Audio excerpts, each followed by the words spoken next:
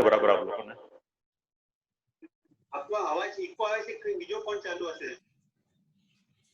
હવે આવે છે કે નહીં? જરા મેસેજ બોક્સમાં મેસેજ લખજો, અવાજ આવે છે કે નહીં. નિમિષભાઈ.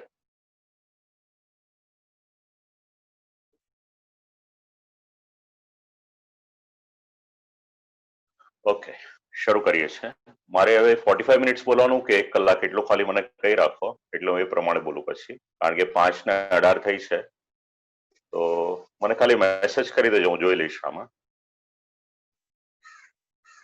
કૃષ્ણાય વાસુદેવાય હરયે પરમાત્મને પ્रणतक्लेशनाशाय ગોવિંદાય નમો નમઃ. ગુજરાતી ગૌરવ ઓર્ગેનાઇઝેશન દ્વારા આયોજિત કોવિડમાં ગોવિંદ. આપણે ત્યાં કોઈ પણ કાર્ય હોય કોઈની કાનીથી થાય છે, અને આ ઓર્ગેનાઇઝેશનમાં પણ મારે જે બોલવાનું થયું એમાં લગભગ 2 વર્ષ પહેલા ટોરોન્ટોમાં લીનાબેન ઠકરારને ત્યાં જયંતભાઈ તન્નાનો પરિચય થયો, અને ત્યાર પછી હલાઈ લોહાણા મહાજનમાં શ્રી ઠાકોરજીની કૃપાથી 7 દિવસ વાણી પવિત્ર કરવાની થઈ. તો શ્રી જયંતભાઈએ આ સમિતિના પ્રમુખ અને સદસ્યો શ્રી નિમિષભાઈ તન્ના, શ્રી ભરતભાઈ જીમુલિયા અને શ્રી ભાવેશભાઈ તન્નાને નામ આપ્યું, અને એમની કાનીથી અહીંયા આગળ આજે વાણી પવિત્ર કરવાનો અવસર આવ્યો છે. સાથે સાથે જે પ્રમાણે શ્રીમતી મીનાબેન ઠક્કરે કહ્યું, એક સંબંધ નિસ્વાર્થ ભાવનો પ્રભુએ એમની સાથે બાંધેલો છે, અને એવી જ રીતે શ્રીમતી પ્રજ્ઞાબેન મોરજરિયા, એમની સાથે પણ પરિચય શ્રીમદ ભાગવત સપ્તાહ અંતર્ગત થયો, અને કાર્યક્રમના સંચાલકને આપણાથી ભૂલાય નહીં, શ્રીમતી નીનાબેન શેટ્ટી ખૂબ જ સમય સૂચકતા, પરિશ્રમ લઈ અને આ બધું સંચાલન થતું હોય છે. આપના અનેક કાર્યક્રમોમાં આવી સેવા આપી રહ્યા છે. શ્રી ઠાકોરજી એમની પર પણ કૃપા કરે. હવે જે આપણો મુખ્ય વિષય છે, કોવિડમાં ગોવિંદ, તો અત્યારના સમયે એની આવશ્યકતા શું છે? જે માહોલ છે વિશ્વનો, એ તો બધા જાણે છે. તો કોઈ પણ વસ્તુ એને 2 રીતે વિચારી શકાય. એક એને નેગેટિવ સાઈડ હોય, એક પોઝિટિવ સાઈડ હોય. જો પોઝિટિવ સાઈડ વિચારીએ તો ઘણા બધા ન્યૂઝપેપર, સોશિયલ મીડિયા આ બધું એવું જણાવે છે કે પ્રકૃતિને એનો લાભ થયો છે. ઘણી રીતે પ્રકૃતિથી લઈ, પ્રાણીઓથી લઈ અને ઘણી કાયાકલ્પ થાય છે. અને નેગેટિવ વાત વિચારીએ, જે લોકોના મન ઉપર ખૂબ જ અસર થઈ છે, અને જેમાં આપણને કંઈક આશ્રય મળી શકે, જેના માટે આ વેબિનારનું આજે આયોજન. તો સોશિયલ એન્ડ ઇકોનોમિક ઇનઇક્વાલિટીઝ જે વધતું જાય છે ડે બાય ડે, સાથે સાથે આની અસર આખા સમાજ પર પડી, અને યુએનનો રિપોર્ટ એવું કહે છે કે સ્ત્રીઓ પર પણ આની ખૂબ અસર પડી છે. ગ્લોબલ ઇકોનોમી પર એની અસર પડી. આપણને લાગે કે સંપત્તિવાનને શું વાંધો આવે, પણ જે વેપારી વર્ગ છે એ વેપારમાં ખૂબ જોખમ લે છે. લાખો કરોડો રૂપિયા એમને લાગ્યા હોય, અને જ્યારે આવી કોઈ મુશ્કેલી આવે તો એમને પણ તકલીફ પડી હોય. જે નોકરિયાત વર્ગ હોય એમને પણ તકલીફ છે. નાના નાના વિદ્યાર્થીઓ, સ્ટુડન્ટ્સ છે, એમને બી તકલીફ છે. એમના જે મા બાપ છે, ગઈકાલે એવું વાંચવામાં આવ્યું કે કોઈક એક પિતા એવો હતો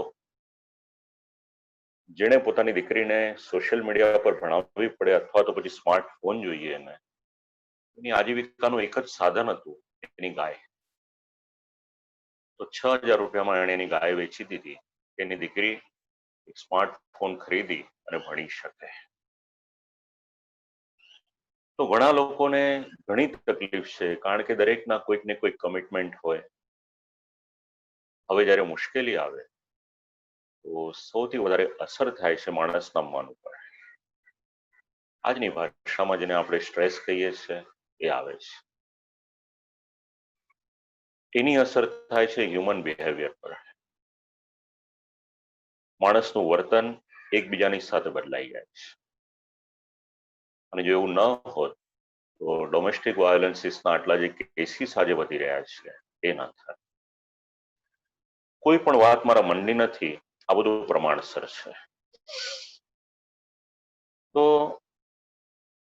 દરેકના મનમાં કોઈક ને કોઈક પ્રકારનો સ્ટ્રેસ આવ્યો. હવે નક્કી આપણે કરવાનું કે આવેલી પરિસ્થિતિને આપણે કઈ રીતે લઈએ છીએ, કારણ કે જે તમારા ને મારા હાથની વાત નથી. તો પછી એ સ્ટ્રેસ મેનેજમેન્ટ કઈ રીતના કરવાનું. વિષય તો આખો અલગ છે, પણ આનાથી સંલગ્ન પણ છે. તો ભગવાન શ્રી કૃષ્ણનું જીવન ચરિત્ર આપણે વાંચીએ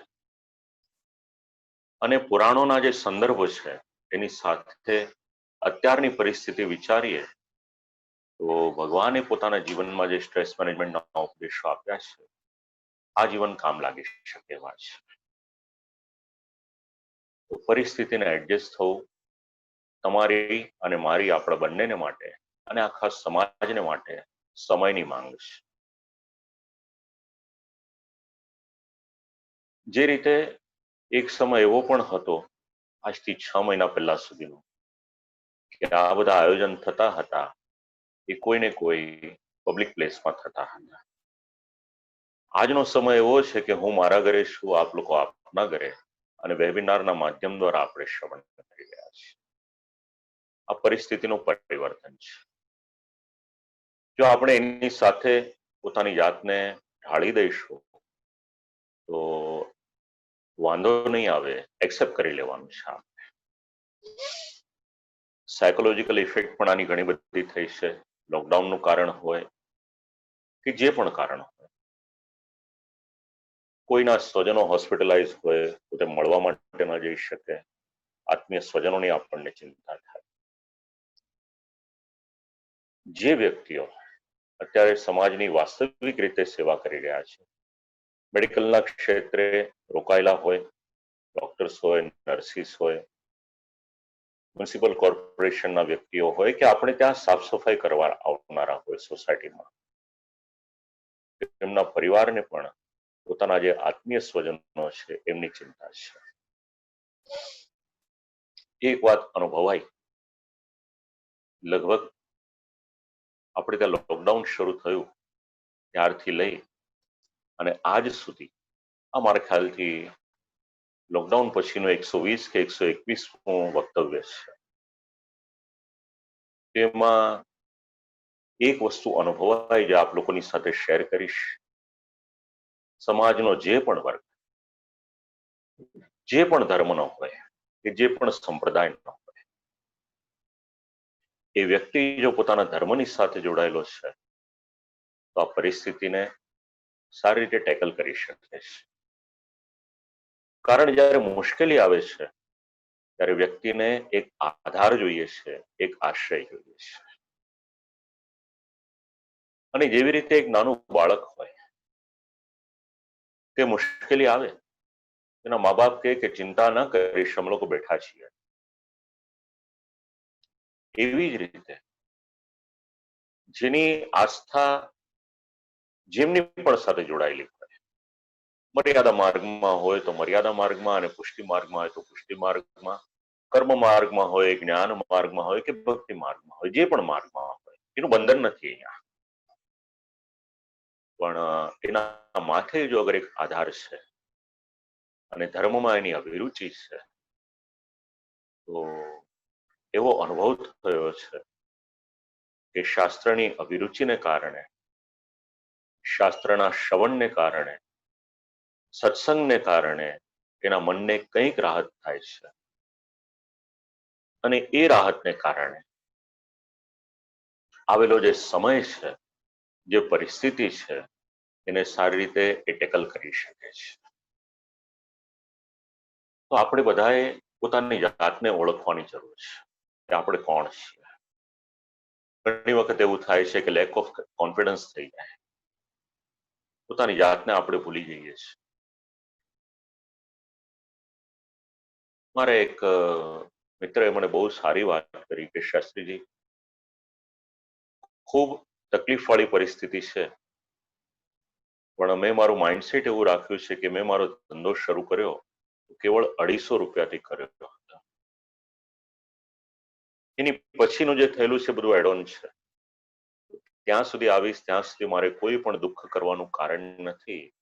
હવે આ જે ગીતાજીનો ઉપદેશ છે, પોતાના માઇન્ડમાં એને સેટ કરવો અને એને પોતાના જીવનમાં ઉતારવો, આના માટે આપણે તૈયારી રાખવાની છે. અને એના માટે પોતાનો પરિચય, તો આપણે કોણ? આપણે ત્યાંના આધાર ગ્રંથો છે, એનું નામ છે વેદ છે. વેદ અને ઉપનિષદે જે જ્ઞાન આપ્યું, નાના નાના સૂત્રો છે, ઘણા બધા, જે જીવનમાં ઉતરી જશે તો એ આપણો બેડો પાર થઈ જશે. તો એમાં એક ખૂબ જ નાનું એવું સૂત્ર આપણે વિચારી શકાય, એનું નામ છે અમૃતસ્ય પુત્રાવયમ. આપણે કોણ?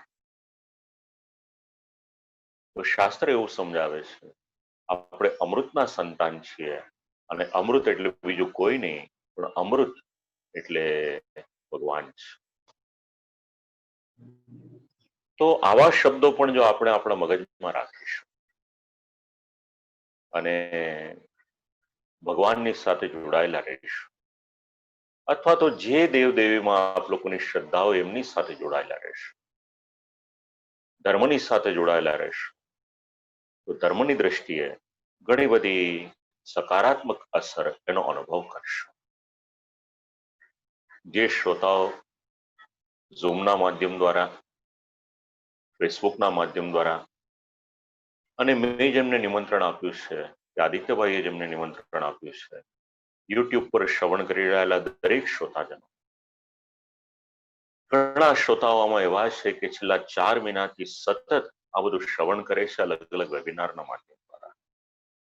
અને એમણે પણ અનુભવ્યું છે કે ધર્મ દ્વારા એમના મન ઉપર એક પોઝિટિવ અસર થયેલી છે. તો એનું જ કંઈક અનુસંધાન આજના વક્તવ્યમાં આપણે લેવાનું છે. ભગવાને તમને ને મને સંકેત આપ્યો કે તું સતત દોડે રાખે છે, 2 ઘડી શાંતિથી બેસી તારી પાસે ભોજન કરવાનો સમય નથી, પરિવારને માટે પણ સમય નથી, લાવ આખી દુનિયાને સમય આપી દો કે બધા પોતાની જાતને ઓળખે. તો ભગવાને જે સમય આપ્યો છે, સંકેત વિચારવાનો, આત્મચિંતન કરવાનું છે. કોણ છીએ આપણે? પોતાને ઓળખો, પોતાની જાતને ઓળખો, અને સાથે સાથે પોતાનું કર્તવ્ય શું છે એને જાણો.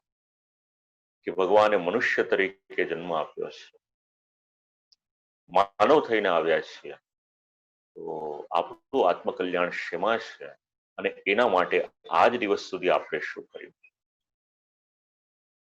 આવા કંઈક પ્રશ્નો વિચારો.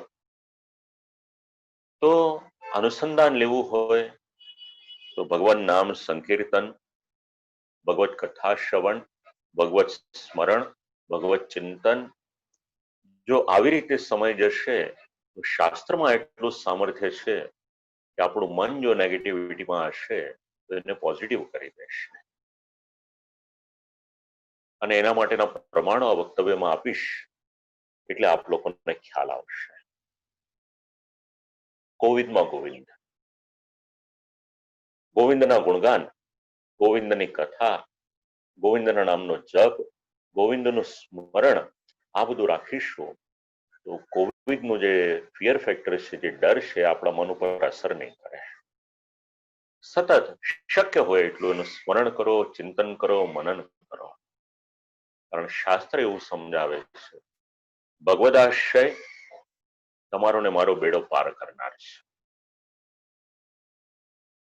દ્રઢ આશ્રય રાખો, અને જેવો એ દ્રઢ આશ્રય થશે એટલે આત્મકલ્યાણ એ તો પછી જેમનો આશ્રય કર્યો છે એમની જવાબદારીમાં આવે છે.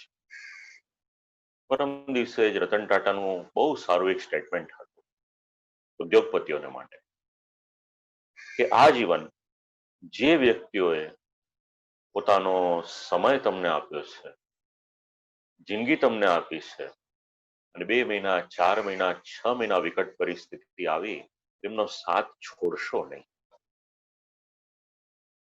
આપણે એવું વિચારી શકીએ કે વ્યક્તિ સમૃદ્ધ છે, પહોંચી વળે એમ છે, પણ અહીંયા પહોંચી વળે એમ છે કે નથી એનો સવાલ નથી.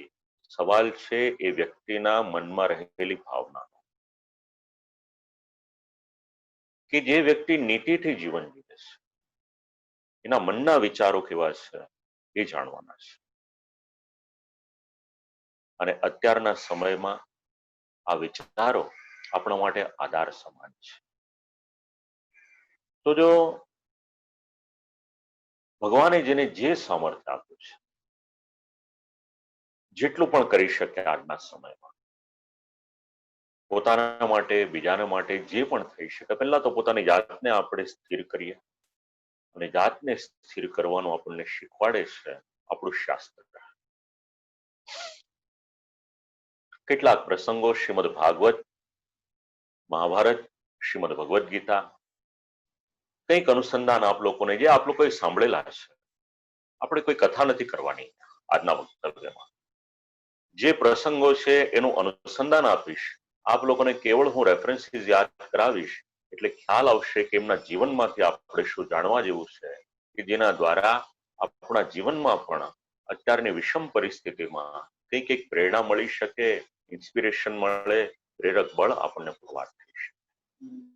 બસ એ જ આજનો પર્પસ છે.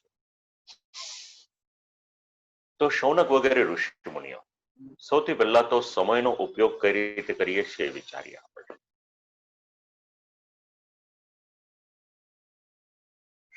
ગવર્મેન્ટનો ડાટા એવું દેખાડે છે કે સ્ક્રીન ટાઈમ બધાનો વધી ગયો છે અત્યારે. પછી સોશિયલ મીડિયા હોય કે કંઈ પણ હોય,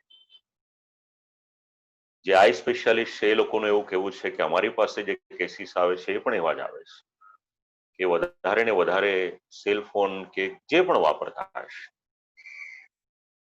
તો વસ્તુ આપણને આપી છે, આપણે ઉપયોગ કઈ રીતે કરીએ છીએ એ આપણે વિચારવાનું છે. આ વેબિનારમાં પણ ઘણા શ્રોતાઓ હશે કે જે સેલફોનના માધ્યમ દ્વારા જ શ્રવણ કરી રહ્યા હશે. વસ્તુ તો એ જ છે, એનો વિનિયોગ કઈ રીતે થાય છે વિચારવાનો છે. સૌથી પહેલા સમયનો ઉપયોગ, અને સમયનો ઉપયોગ કરતા શીખવાડે છે શ્રીમદ ભાગવતના પાત્ર છે, એમાં શૌનક નામના એક ઋષિ છે. યજ્ઞ કરતા હતા, થોડોક સમય મળ્યો, અને એ સમયે સૂત મહર્ષિ નામના એક વક્તા હતા, એમનો ભેટો થયો. એટલે બિલકુલ સમય બગાડ્યા વગર સીધો પ્રશ્ન પૂછ્યો કે મારું આત્મકલ્યાણ કઈ રીતે થઈ શકે એ અમને જણાવો. તો ભગવાને સમય આપ્યો છે. આ પુરાણનું પાત્ર તમને ને મને શીખવાડે છે અને સમજાવે છે કે સમયમાં આત્મકલ્યાણને માટે કઈ વિચાર કરીએ તો પોતાનું કલ્યાણ કઈ રીતે થઈ શકે. તો કલ્યાણ નિધિ શ્રી કૃષ્ણનું શરણ એ કોવિડમાં તમારે ને મારે માટે સહાયક છે. આ એક રેફરન્સ. બીજી વાત, તમારા ને મારા મનમાં ઘણા બધા જાતના વિચારો હોય, કારણ કે આપણું મન શાંત બેસે એમ નથી. તો ક્યારેક મનમાં પીડા થાય, તો એવી એક પીડા અનુભવી હતી ભક્તિ દેવીએ. ભક્તિ દેવી યુવતી સ્વરૂપે રહ્યા, જે કથા આપ લોકોએ સાંભળેલી છે આની. અને એમના 2 સંતાનો હતા, વૃદ્ધ થયા હતા. તો આપણા જીવનમાં પણ ભક્તિ તો છે જ. જો ભક્તિ ન હોત તો આપણે આટલા બધા રિલિજિયસ વેબિનાર્સ અને શ્રવણ ન કરતા હોત. પણ ભક્તિના 2 સંતાનો છે જે આપણે ચકાસવાના છે કે આપણામાં રહેલી ભક્તિ, એના 2 સંતાનો, એકનું નામ છે જ્ઞાન અને બીજાનું નામ છે વૈરાગ્ય. તો આ બંને સ્વસ્થ છે કે નહીં? તો અત્યારે સમય મળ્યો છે તો વિચારી લો કે ભગવાને ભક્તિ તો આપી છે, પણ ભક્તિના બંને દીકરાઓ, વિશ્વની કોઈ પણ માં હોય, એનું મન પ્રસન્ન ક્યારે રહે? જો એના સંતાનો પ્રસન્નતામાં રહેતા હોય તો ભગવાને આપણને ભક્તિ આપી, તો ભક્તિના બંને સંતાનો જ્ઞાન અને વૈરાગ્ય, એ વૃદ્ધ તો નથી થઈ ગયા ને. અને જો વૃદ્ધ થઈ ગયા હોય જ્ઞાન ને વૈરાગ્ય, કોવિડના સમયમાં ગોવિંદની કથાના માધ્યમ દ્વારા આ બંનેને પુષ્ટ કરવાની જવાબદારી આપણી છે. સુષુપ્ત થઈ ગયેલા જ્ઞાન અને વૈરાગ્યને જાગૃત કરો, યુવાન કરો. એમને મર્યાદા માર્ગમાં હો ને પૂજા કરતા હો, એ રીતના એમને યુવાન કરો. અને ભક્તિ માર્ગમાં હો ને ભગવત સેવા કરતા હો તો એમને યુવાન કરો. કારણ કે અધ્યાત્મના માર્ગ ઉપર ચાલવા માટે ભક્તિ, જ્ઞાન ને વૈરાગ્ય, એ ત્રણેયની આપણને ખૂબ જરૂરિયાત છે. અને આપણા ભારતીય ગ્રંથો ભક્તિ, જ્ઞાન, વૈરાગ્ય, એનું તો ઘણી સમૃદ્ધિ આપણા ગ્રંથોમાં રહેલી છે. ભક્તિ માર્ગમાં હો તો જગતગુરુ શ્રીમદ વલ્લભાચાર્યજી, શ્રી મહાપ્રભુજી પુષ્ટિ માર્ગના ઉપદેશ આપશે. મર્યાદા માર્ગમાં હો તો આપણે ત્યાં આખી આચાર્ય પરંપરા છે. આદ્ય ગુરુ શ્રી શંકરાચાર્યજી, શ્રી નિંબાર્કાચાર્યજી, શ્રી મધ્વાચાર્યજી, શ્રી રામાનુજાચાર્ય. અને જો આપણે વૈદિક પરંપરાની સાથે જોડાયેલા છીએ તો આપણે આ 5માંથી એક આચાર્યની સાથે અવશ્ય જોડાવવું પડશે. ધર્મના નિર્ણયો જાતે કરવાનો આપણને અધિકાર નથી. એમાં ધર્મશાસ્ત્રનું જ્ઞાન જેની પાસે છે એમનો આધાર આપણે લેવો પડશે. તો આ કોવિડના સમયમાં આપણને કોઈક સહાયક હોય તો આ બધા સહાયક છે. ત્રીજી વાત, કોવિડ આ તો એક પ્રવાહ છે. એવું નથી કે વિશ્વમાં આ પહેલી મહામારી આવી છે.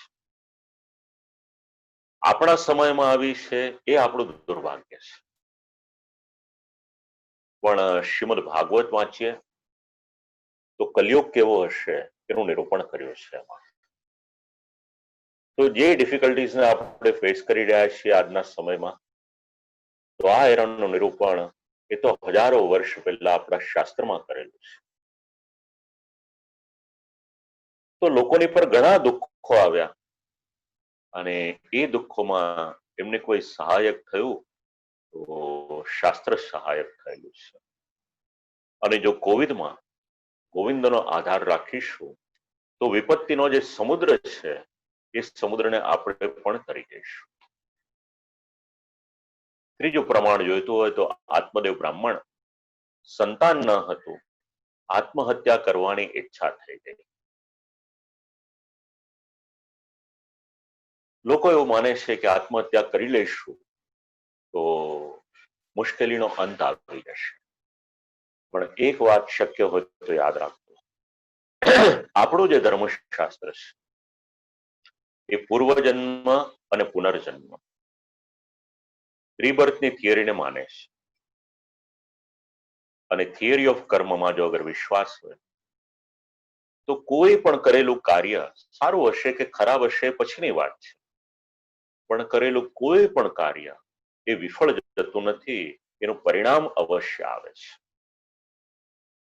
જેવી રીતે હજારોની સંખ્યામાં ગાયો હોય છે, એ છતાં પણ જે વાછરડું હોય છે એની માને શોધી લે છે, એની માં ક્યાં છે, તો હજારોની સંખ્યામાં ગાયો હોવા છતાં પણ એની માને શોધી લે છે. એવી જ રીતે કરેલા કર્મનું જે ફળ છે, કરોડો વ્યક્તિઓ હોવા છતાં પણ એ ફળ એ વ્યક્તિની પાસે જાય છે, એને શોધી લે છે. તો આત્મદેવ બ્રાહ્મણને તો વધારે મુશ્કેલી હતી, આત્મહત્યા કરવાને માટેનો પ્રયત્ન કરવાને માટે ગયા હતા. આપણા જીવનમાં એવી તો કોઈ મુશ્કેલી નથી કે આપણે એવું કોઈ પગલું ભરીએ. એનાથી આગળ વિચારીએ, એમના જ પરિવારના સદસ્ય બંદુકારી પ્રેતત્વની પ્રાપ્તિ થઈ, અને પ્રેતત્વની પ્રાપ્તિ થઈ એમાં સહાયક કોણ થયું? તો સેવા કથા રસમહો નિતરામ પિબત્વમ, ભગવાનની કથા શ્રવણ કરી અને કથા શ્રવણ કરતા કરતા 7 દિવસમાં પ્રેત યોનિમાંથી મુક્ત થયા છે. આ બધા પ્રમાણો છે શાસ્ત્રના. તો આપણને તો એવી કોઈ યોનિની પ્રાપ્તિ પણ નથી થઈ. ભગવાને મનુષ્ય શરીર આપેલું છે, અને એ સમયે આપણે ભગવાનને શોધીએ, જાણીએ, માણીએ, જીવનમાં ઉતારીએ, આ આપણને અવસર મળ્યો છે. હવે આપણા મનમાં પ્રશ્ન થાય કે શાસ્ત્ર તો એવું કહે છે કે ભગવાનનું શરણ લો, પણ ભગવાનનું શરણ આપણે લઈએ તેનું પરિણામ શું આવે? કારણ કે કલિયુગનો જીવ, એના જીવનમાં 5 Ws રહેલા છે. કોઈ પણ વાત આવે એટલે પ્રશ્ન પૂછશે, વોટ, વાય, વેન, whom અને વેર. કે આ કર્મ કરવાનું છે એના માટે. તમે કહો છો ને કે ભગવાનનું શરણ લો, તૈયાર છે લેવાને માટે, પણ શરણ લેવાથી કોઈ લાભ થાય એવું કોઈ પ્રમાણ આપો તો ભગવાનનું શરણ લઈએ. અને શાસ્ત્રકારોએ હજારો વર્ષ પહેલા બધો વિચાર કરી રાખ્યો હતો કે કલિયુગમાં પણ જીવની પર આપત્તિ આવશે, અને કોઈ એને કહેશે કે તું ભગવાનનું શરણ લે, કે ભગવાનનું નામ લે, કે ભગવાનની સ્તુતિ કર, તો એ પૂછશે કે એનાથી લાભ શું? એટલે એનું પ્રમાણ આપેલું છે. એનું પ્રમાણ શ્રીમદ ભાગવત આપે છે. 1લો સ્કંદ 8મો અધ્યાય છે. મહાભારતનું યુદ્ધ પૂર્ણ થયું છે. ભલભલા વીર યોદ્ધાઓ વીર ગતિને પામ્યા છે. કૌરવોમાંથી પણ કોઈ બચ્યું નહીં. દુર્યોધન છે, અશ્વત્થામા છે, 5 આંગળીની સંખ્યા પણ વધી જાય એટલા જૂજ લોકો બચ્યા છે. અને જ્યારે દુર્યોધનના પ્રાણ જતા નથી, અશ્વત્થામા પાસે જાય છે અને જાણે છે કે પાંડવો જીવતા છે એટલે પ્રાણ જતા નથી, અને એ સમયે પાંડવોના બાળકોની પર એમનો વધ કરવાને માટેનો પ્રયત્ન કરે છે. એક વખત બ્રહ્માસ્ત્ર ચલાવ્યું, સફળ ન થયા, અને બીજી વખત ઉત્તરાના ગર્ભમાં રહેલું બાળક, એનો વધ કરવાને માટે બ્રહ્માસ્ત્ર ચલાવ્યું, અને એ સમયે ઉત્તરાએ વિચાર કર્યો કે વિશ્વ તો વિશાળ છે, મારે આશ્રય કોનો કરવો? અને બીજા કોઈનો આશ્રય નથી કર્યો, ભગવાનનો આશ્રય કર્યો, અને ભગવાનને વિનંતી કરી કે પ્રભુ પાહી પાહી મહાયોગીન દેવ દેવ જગતપતે, નાન્યમ ત્વદ અભયમ પશ્યે યત્ર મૃત્યુ પરસ્પરમ. આજની પરિસ્થિતિ અને આ ઉત્તરાજીના વચન એને યાદ રાખો. જ્યાં આપણે રહીએ છીએ અત્યારનો સમય એવો છે કે સતત એમ્બ્યુલન્સની સાયરન આપણને સંભળાયા જ કરે છે. અને જ્યારે મનમાં ડર આવી જાય છે, તો એ ડરમાંથી મુક્ત કોણ કરે? શ્લોકમાં એવું જ લખ્યું છે, નાન્યમ તદ અભયમ પશ્ય. તમને ને મને અભય આપનાર કોણ છે? તો અભય આપનાર બીજું કોઈ નથી, એ ભગવાન છે. યત્ર મૃત્યુ પરસ્પરમ, અત્યારની પરિસ્થિતિ આ જ છે. સવાર, બપોર, સાંજ, રાત, જ્યારે પણ આપણે સોશિયલ મીડિયા હોય, આપણો સ્માર્ટફોન હોય, ટેલિવિઝન હોય, આટલા કેસ વધ્યા છે, આટલાનું મૃત્યુ થયું છે, આવું જ બધું આપણે વાંચીએ છીએ. તો ચારે તરફ જ્યારે મૃત્યુ છે, તો સૌથી પહેલા તો મનમાં જે મૃત્યુનો ડર છે, એ ડરને કાઢવો પડશે. કારણ કે ડર એક એવો શબ્દ છે કે જ્યારે પરિણામ આવશે ત્યારે મારશે કે નહીં મારે, એની પહેલા લોકોને અદમુઆ તો કરી નાખે છે. તો ભાગવતનું આ પાત્ર સમજાવે છે. આ કોવિડમાં ગોવિંદ શેના માટે રાખ્યું? જે પણ શ્રોતાઓ શ્રવણ કરે છે, સૌથી પહેલા તો આ વક્તવ્યમાંથી કંઈ પણ જીવનમાં ઉતારવાનું હોય તો એક વાત ઉતારજો, મનમાંથી ડર કાઢી નાખજો. અને માણસને મોટામાં મોટો ડર અગર કોઈક હોય તો મૃત્યુનો ડર છે. તો મૃત્યુનો ડર એ તો બિલકુલ કાઢી નાખો, કારણ કે શાસ્ત્ર એવું સમજાવે છે કે મૃત્યુ એ તો સતત એક પ્રક્રિયા પણ છે, પ્રોસેસ પણ છે. ક્યારે આવે તમારું ને મારું એ આપણને ખબર નથી. વાત કરતા કરતા પણ માણસનું મૃત્યુ આવે. તો આપણે તૈયાર રહેવાનું છે. એના માટે જે કરવું હોય એની તૈયારી તો ક્ષણે ક્ષણે કરવાની છે. ઘણા પ્રસંગો છે મહાભારતમાં. કોઈ માંગનાર વ્યક્તિ આવે છે રાજા યુધિષ્ઠિરની પાસે. યુધિષ્ઠિર રાજા ખૂબ ઉદાર છે, કોઈને નિરાશ કરીને મોકલતા નથી પોતાના આંગણે. માંગવાને માટે આવ્યો. એને કહ્યું કે ભાઈ આવતીકાલે આવજે, તારે જે જોઈતું હશે તે આપીશ તને. અને એ સમયે ભીમસેન જોરથી એક ઢોલ વગાડવાની શરૂઆત કરે છે. બધાને આશ્ચર્ય થાય છે. આખી સભામાં કે કોઈ એવો પ્રસંગ નથી ને આ ઢોલ શેને માટે વગાડે છે ભીમસેન? પૂછ્યું રાજા યુધિષ્ઠિરે કે ભાઈ શું થયું, અચાનક કેમ ઢોલ વગાડો છો? અને એ સમયે જે જવાબ આપ્યો ભીમસેને કે ભાઈ મને જાણીને ખૂબ આનંદ થયો કે આવતીકાલ સુધી તમે તમારા મૃત્યુની પર વિજય મેળવી લીધો છે. પૂછ્યું ભાઈ કેમ આમ કહો છો? એટલે કહ્યું કે આજે માંગનારો આવ્યો એને તમે કીધું ને કે આવતીકાલે આવ, એટલે તમને ખબર છે કે આવતીકાલ સુધી તમારું મૃત્યુ થવાનું નથી. અને ધર્મરાજ, ધર્મના પુત્ર યુધિષ્ઠિર તરત સમજી ગયા કે કેવા શું માંગે છે. અને તરત જ એને બોલાવ્યો અને જે કંઈક આપવા જેવું હતું તે આપી દીધું. આ બધા પ્રમાણો શીખવાડે છે. ઉત્તરાજી વિનંતી કરે છે કે પ્રભુ ચારે તરફ મૃત્યુ છે, અભિદ્રવતી મામીશ, મારા ગર્ભમાં રહેલો બાળક મરી જશે, કૃપા કરીને મને બચાવો. હવે ભગવાનનું જીવન કેવું છે? બધું જ કાર્ય પતી ગયું છે અને પોતાના રથમાં એક શ્રીચરણ પધરાવ્યો છે કે ચાલો હવે હું પાછો મારી દ્વારિકા નગરીમાં જવું. અને એ સમય ઉત્તર આવે છે.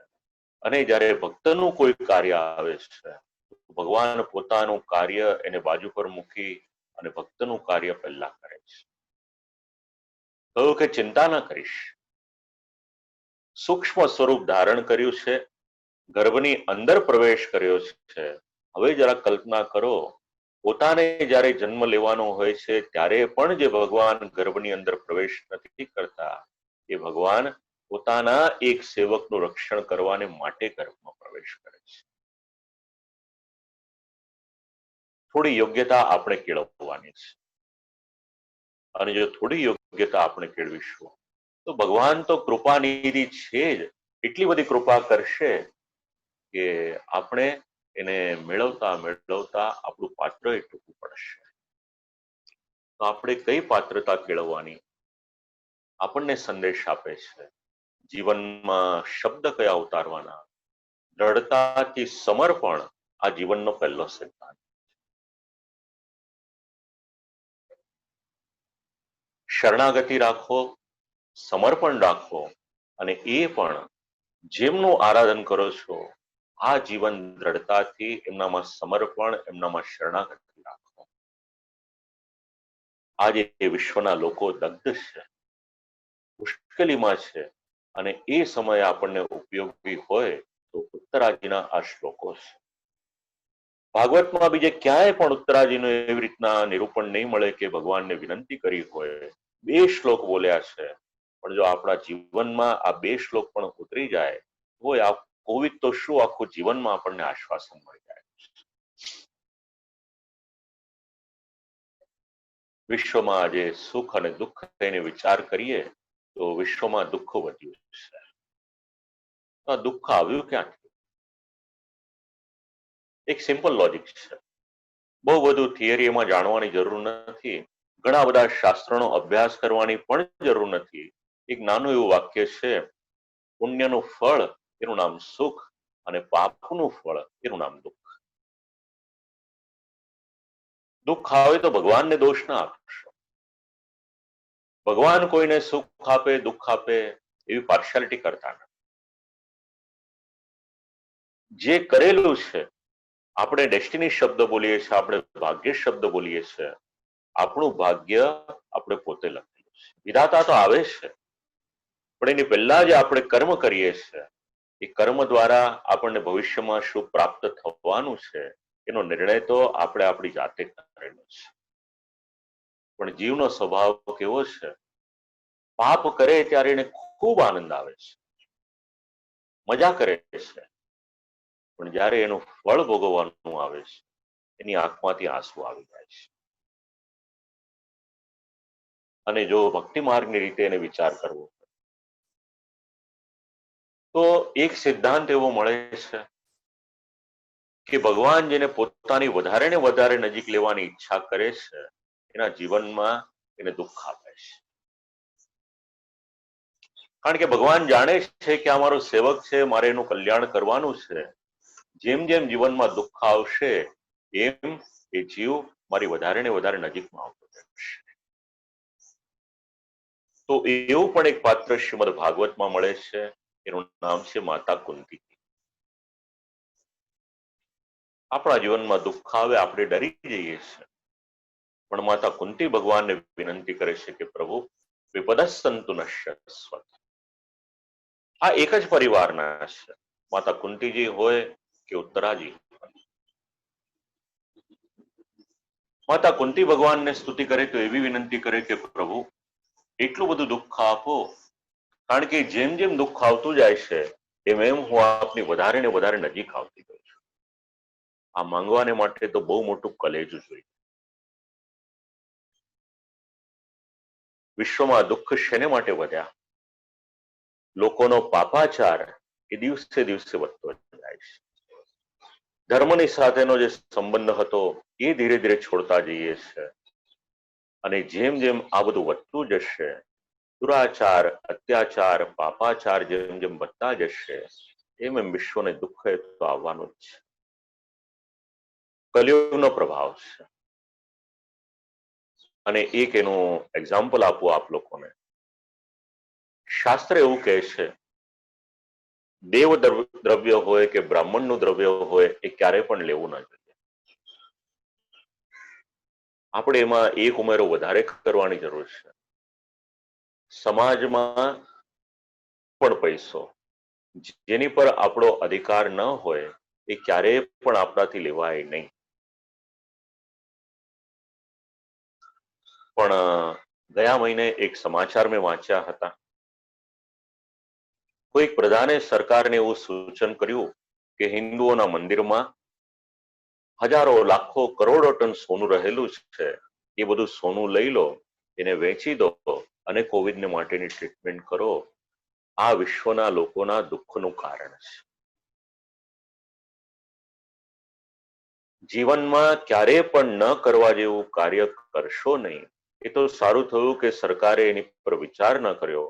જો ભૂલે ચૂકે આ બધું દેવદ્રવ્ય લીધું હોત અને એના દ્વારા લોકોને પોષણ આપ્યું હોત તો લોકોની બુદ્ધિ પણ એવી.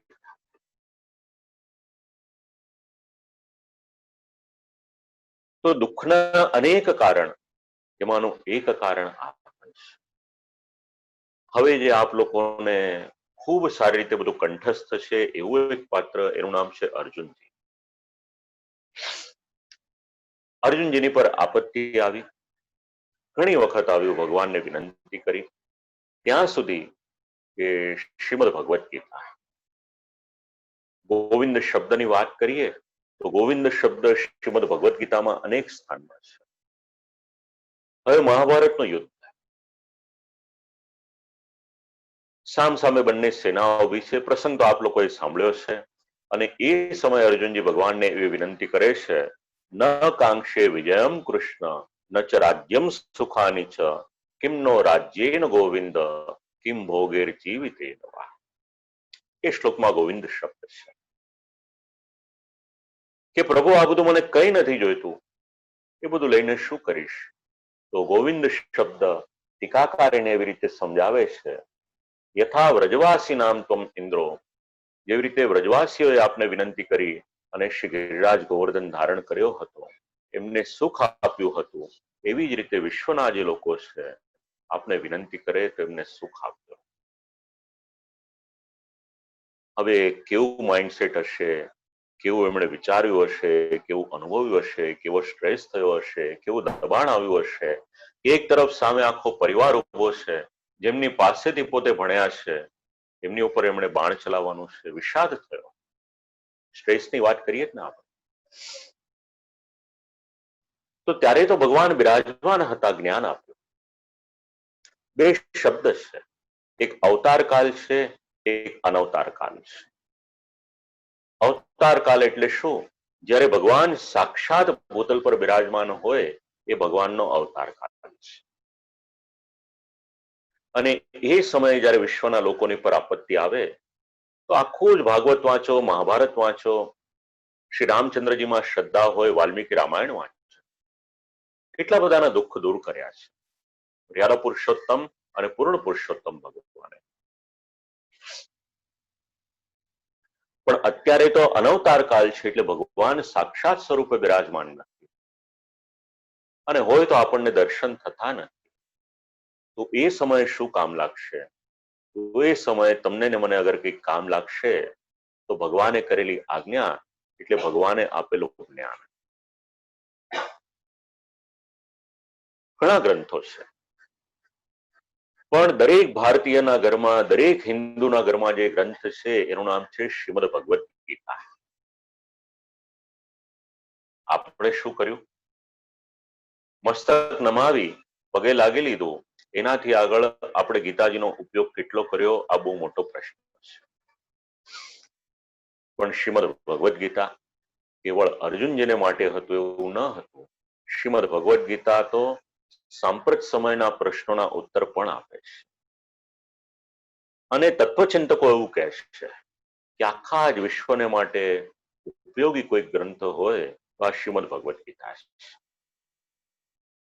આપણે ગીતાજીને ઘરમાં તો વસાવ્યા, પણ આપણા કબાટમાં કે આપણી લાઇબ્રેરીમાં પધરાવી દીધા.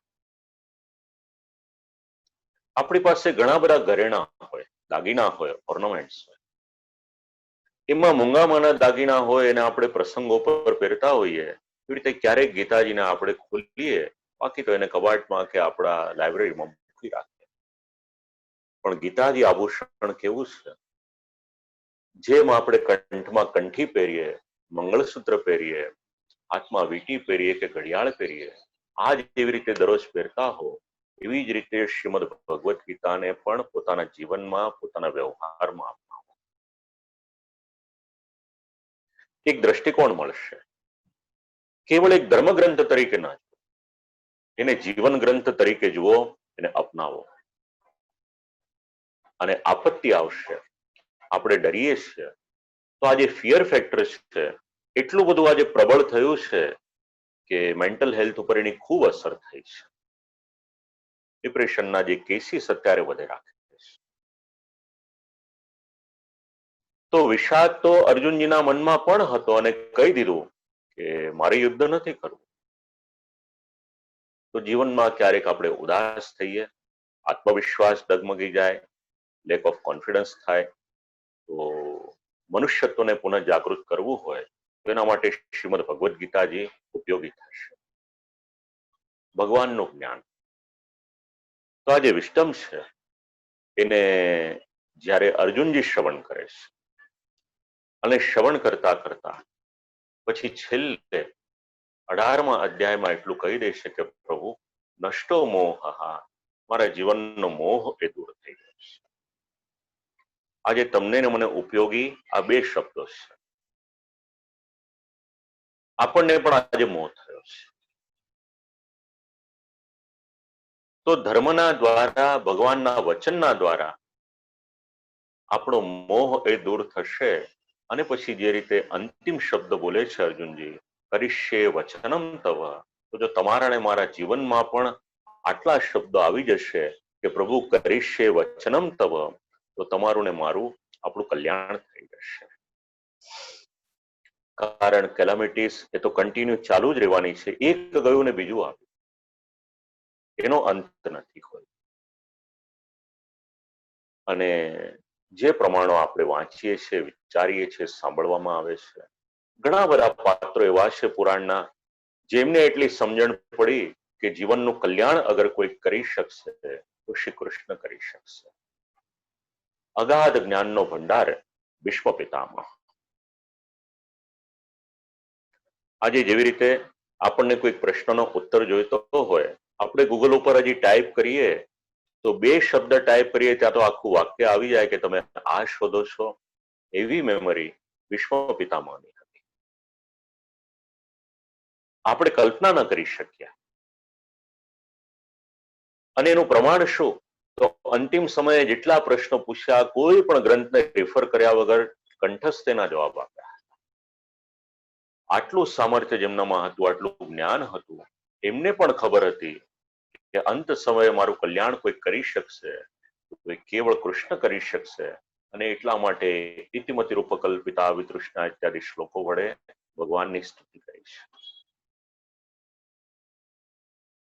કોવિદમાં ગોવિંદ જીવનમાં પણ ઉપયોગી છે, અને એક ને એક દિવસ તમારું ને મારું પણ મૃત્યુ આવશે ત્યારે પણ ઉપયોગી છે. તો જે રીતે અંત સમયની તૈયારી કરી, એમણે ભગવાનની સ્તુતિ કરી, માધુર્યયુક્ત ભગવાનના ગુણગાન ગાયા, શબ્દોની ગૂંથણી એવી થયેલી છે, હૃદય સ્પર્શી છે. જો વિશ્વ સ્તુતિ વાંચીએ, એના શ્લોકો વાંચીએ તો આપણે અનુભવીએ કે 11 શ્લોકો આપણને કેટલો ઉત્તમ ઉપદેશ આપે છે. મથુરાના નગરવાસીઓ હોય, દ્વારિકાના નગરવાસીઓ હોય, એક જ કાર્ય ભગવાનની સ્તુતિ કરે. આપણે શ્લોક બોલીએ છીએ, ત્વમેવ માતા ચ પિતા ત્વમેવ. દ્વારકાના નગરજનો જ્યારે સ્તુતિ કરે, ત્વમેવ માતા ત સુહૃત પતિ પિતા, એવી રીતે ભગવાનની સ્તુતિ કરે. તો આપણે ભગવાનની સાથે જોડાઈએ તો ભગવાન આપણું કલ્યાણ કઈ રીતે કરે? તો ભગવાનની પાસે અનંત ગુણો છે, એમાંથી એક શબ્દની આપણને જરૂરિયાત હોય અને જો મળી જાય તો આપણું કલ્યાણ થાય. એનું નામ છે કૃપા, ગ્રેસ. અને કૃપામાં કોઈ નિયમ નથી. એ કંપનીનો કોઈ શેઠ હોય, એણે એના કર્મચારીને શું આપવું એ પોતે નક્કી કરી શકે. એને પછી કોઈ બંધન નથી. ફોર્માલિટીઝ કરવી પડે એ આખી વાત અલગ છે. તો એક લૌકિક પુરુષમાં આટલું સામર્થ્ય હોય તો ભગવાનની પાસેથી તમારે ને મારે કંઈક મેળવવાનું હોય તો ભગવત સેવા તો છે જ. એ પણ ક્યારે સંભવ થશે? એ જ્યારે ભગવાન કૃપા કરશે ત્યારે સંભવ થશે. અને ભગવાનની કૃપા થાય તો ભગવાનની કૃપાની આગળ કોઈ પણ કાર્ય કઠિન નથી. દ્રૌપદીજીના ચીર પણ પૂરી શકશે. દુર્વાસા આવ્યા હશે 10,000 શિષ્યોને લઈને, તો કેવળ આચમન કરવાથી એમને તૃપ્ત પણ કરી શકશે. ઈચ્છા થશે તો કરોડોની સંખ્યામાં રહેલા યાદવો, એમનો પણ વિનાશ થોડી મિનિટોમાં જ કરી દેશે. જોડાવાનું છે ભગવાનની સાથે. સમર્પણ કરો, શરણ સ્વીકારો, જે પણ કરો, અને એનું પરિણામ આવશે જીવનમાં રહેલું વિપરીત જ્ઞાન, જેને અવિદ્યા કહેવામાં આવશે. અવિદ્યા દૂર થશે અને એમ કરતા ભગવાનના ભજનમાં શ્રદ્ધા એ વધતી જશે. કારણ ભજનમાં એક બહુ મોટી શક્તિ રહેલી છે. અને ભગવદ ભજન વિના, ભગવદ સેવા વિના, ભગવાનના નામ વિના એ કૃપા મળવી થોડી અઘરી છે. તો કોવિડમાં અઠવાડિયાના 7 દિવસ છે. શક્ય હોય તો 7 સૂત્રો જીવનમાં અપનાવવા જેવા છે. એક સૂત્ર છે ભગવાનમાં વિશ્વાસ રાખવો, ફેથ. પૂર્ણ રીતે વિશ્વાસ રાખવો શરણાગતિને આશ્રય જ્યારે કરો છો ત્યારે ભગવાનમાં વિશ્વાસ આ એક બહુ મોટો આધાર થઈ જશે. સંશય ન કરશો, કારણ કે ભગવાન એવું કહે છે સંશયાત્મા વિનશ્યતિ. જો સંશય કરશો તો પછી આશ્રય એની દ્રઢતા નહીં રહે. માટે સૌથી પહેલી વાત છે અવિશ્વાસો નૈવ કર્તવ્ય, ભગવાનમાં દ્રઢ વિશ્વાસ રાખો. બીજી વાત, ભગવાનના નામનો જપ કરો. Name chanting of Shri Krishna. અને એના બેનિફિટ શું છે એ જાણવું હોય તો ખાલી ગૂગલ ઉપર ટાઈપ કરજો what are the benefits of name chanting of Shri Krishna. એનું આખું પ્રમાણ મળી જશે. તિજોરીની ચાવી દેખાડી દઉં છું, એમાંથી આપ લોકોને જોઈતું મળી જશે. ભગવાનના નામ લેવાનું ખૂબ મહાત્મ્ય છે. આપણે કલ્પના નથી કરી શકતા એટલું મહાત્મ્ય છે. અને અનેક દોષ જેમનાથી થયા હતા એ અજામિલનો ઉદ્ધાર પણ અજાણતા નામ લીધું તો પણ થઈ ગયો. તો જો આપણે જાણીને ભગવાનની સાથે જોડાઈ જઈશું અને ભગવાનનું નામ લઈશું, બધા બિરેવ સતતમ જો આપણા જીવનમાં હશે તો ભગવાન કૃપા કરશે કરશે ને કરશે જ. આ બીજી વાત છે. ત્રીજી વાત, સદગ્રંથોનું વાંચન કરો. પ્રેરક સાહિત્ય વાંચો. Reading of scriptures. ઘણા લાભ છે એના. જીવનમાં જ્યારે દુઃખ આવે ત્યારે આપણી કરતા વધારે સુખીને જોવા કરતા થોડાક દુઃખીને જોઈ લો. અને પુરાણોના પાત્રમાં સૌથી વધારે દુઃખ અગર કોઈને આવ્યું છે તો પાંડવો પર આવ્યું છે. જે ભગવાનની સાથે સતત જોડાયેલા છે, જેમણે અપવાદને બાદ કરતા પોતાના જીવનમાં ભગવાનને પૂછ્યા વગર કોઈ પણ કાર્ય કર્યું નથી, એ છતાં પણ એમના જીવનમાં દુઃખ આવ્યું. તો આ બધા પાત્રો તમને મને સમજાવશે કે જીવનમાં દુઃખ આવે તો આ લોકોએ કઈ રીતે સમય વ્યતીત કર્યો હતો. એ આપણને એક આધાર મળશે. મર્યાદા પુરુષોત્તમ શ્રી રામચંદ્રજીને 14 વર્ષ વનવાસમાં જવાની જરૂરિયાત શું હતી? પણ સમાજના લોકોના દુઃખ દૂર કરવાને માટે પધાર્યા છે. અને જો આપણે વૈદિક પરંપરામાં જોડાયેલા છીએ, હિન્દુ છીએ આપણે, સનાતન ધર્મમાં જોડાયેલા છે, સંપ્રદાય જે પણ હોય, તો વાંચવા જેવા જેટલા ગ્રંથો છે એમાં વાલ્મીકી રામાયણ વાંચો, મહાભારત વાંચો, શ્રીમદ ભાગવત વાંચો. જેટલું જ્ઞાન છે, જીવન જીવવાનો આધાર આમાંથી મળી રહેશે.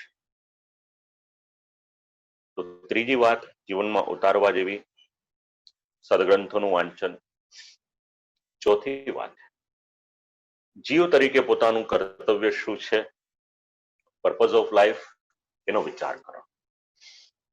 એ જ્યારે વિચાર કરીશું તો એક દ્રષ્ટિકોણ મળશે કે આ પૃથ્વી પર આપણે આવ્યા છે મનુષ્ય થઈને, તો કઈ રીતે જીવન જીવવું જોઈએ એ દ્રષ્ટિકોણ આપણને એમાંથી મળશે. પાંચમી વાત, મનુષ્ય જન્મ મળ્યો છે એને સાર્થક કરો.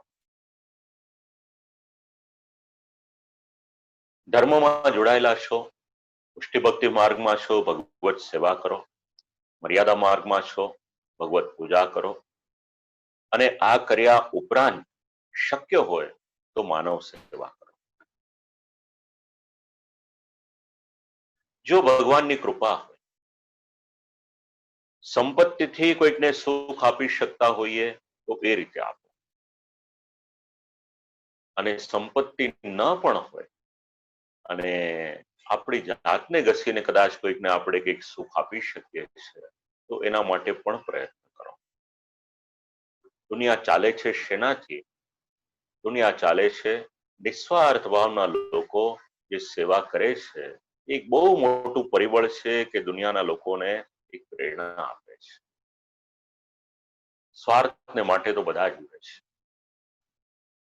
સત્વગુણ, રજોગુણ, તમોગુણ અને નિર્ગુણ, તો આપણે કઈ અવસ્થામાં છીએ એ નક્કી કરો. અને જો નીચલી અવસ્થામાં હો તો ધીરે ધીરે એમાંથી આગળ વધો.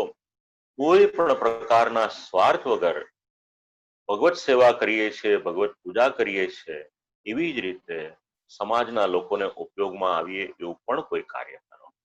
આ પાંચમી વાત છે.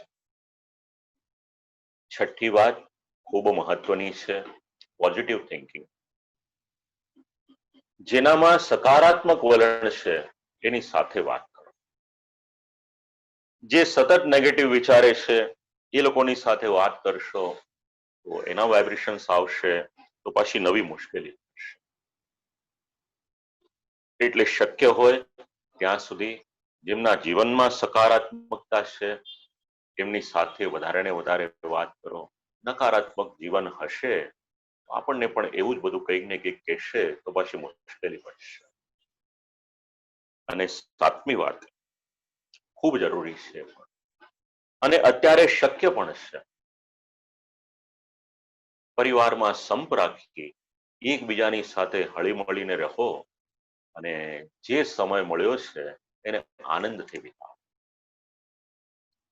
આપણું શાસ્ત્ર એવું સમજાવે છે કે જ્યારે આપણે ભોજન કરવાને માટે બેસીએ તો આપણે આપણા પરિવારની સાથે બેસીએ. આજનું જે મોડર્ન રિસર્ચ થયું છે એ પણ એ વાત સમજાવે છે કે પરિવારના સદસ્યોની સાથે બેસી અને શાંતિથી ભોજન કરવાના લાભ કેટલા છે. આ બધું ગૂગલ ઉપર અવેલેબલ છે.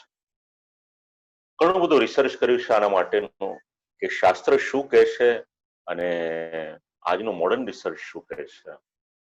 જો એનું અનુસંધાન લઈએ તો 4-5 કલાક બોલીએ તો પણ ઓછું પડે છે. તો આ 7 સૂત્રો જો જીવનમાં ઉતરશે તો કોવિડ એ આપણું કંઈ નહીં કરી શકે. અને ભગવાનની કૃપા થશે તો ભગવાનના અનુગ્રહના કેટલાક પાત્રોના નામ લઉં છું. પાત્રોનું ચરિત્ર એ આપ લોકો વાંચી લેજો યા તો સાંભળી લેજો. વ્યાસ અવતાર લઈ અને ભગવાને કૃપા કરી સાહિત્યનું સર્જન કર્યું છે. જો જીવનમાં અપનાવી લઈશું તો આપણું કલ્યાણ થઈ જશે. બ્રહ્માજી હોય, વિદુરજી હોય, ઉદ્ધવજી હોય, સુદામાજી હોય, કરદમ ઋષિ, કપિલ ભગવાન, આવા તો અનેક પાત્ર, પ્રિયવ્રત રાજા હોય, શ્રી રામચંદ્રજી હોય અને શ્રી કૃષ્ણાવતાર માટે તો કેટલું બોલીએ, જેટલું બોલીએ એટલું ઓછું છે.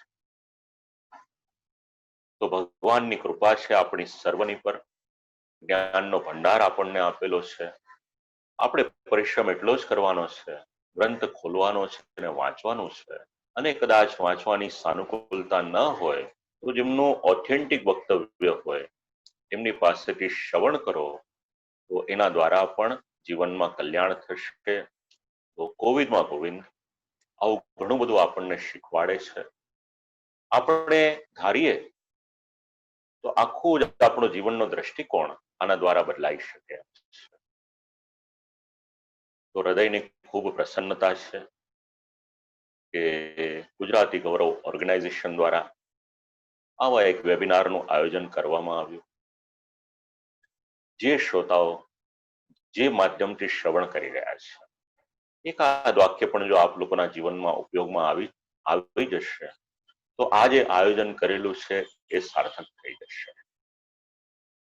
તો પુનઃ એક વખત આજના આ સત્રના આપણા ચીફ ગેસ્ટ શ્રીમતી મીનાબેન ઠક્કર અને શ્રીમતી પ્રજ્ઞાબેન મોરજરિયા, જેમની અધ્યક્ષતામાં આજનું સત્ર થયું, જેમની કાનીથી આવવાનું થયું શ્રી જયંતભાઈ તન્ના, અને જેમણે મને આમંત્રણ આપ્યું શ્રી ભરતભાઈ જમુલિયા, શ્રી નિમિષભાઈ ઠક્કર અને શ્રી ભાવેશભાઈ તન્ના, અને જેમણે સંચાલન કર્યું શ્રીમતી નીનાબેન શેટ્ટી. આપ સર્વની પર શ્રી ઠાકોરજીની કૃપા રહે. જે સમાજનું કાર્ય આપ લોકો કરી રહ્યા છે, 2300 જણનું આપનું જે ગ્રુપ છે, પ્રભુ કૃપા કરે, દરેકના હૃદયને આનંદ એની અનુભૂતિ થાય અને સતત સત્કર્મ આપ લોકોના દ્વારા થયા કરે એવી વિનંતી ભગવત શ્રી ચરણોમાં કરું.